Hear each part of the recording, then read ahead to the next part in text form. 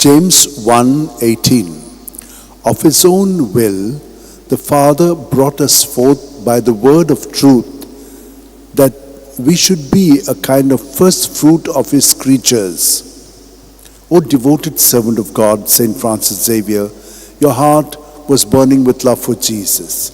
Impelled by this love, you went from country to country and spent yourself unto death, proclaiming the name of Jesus and the good news of salvation.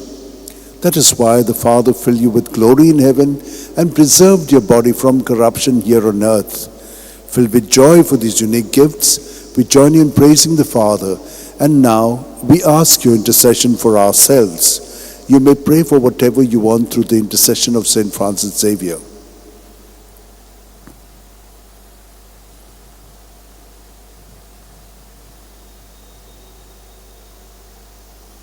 We ask you to obtain for us the fulfillment of these desires, if they are pleasing to the Father. And for everything, together with you, we praise the Father through Jesus in the Spirit. Amen. And may Almighty God bless us, the Father, and the Son, and the Holy Spirit. Amen.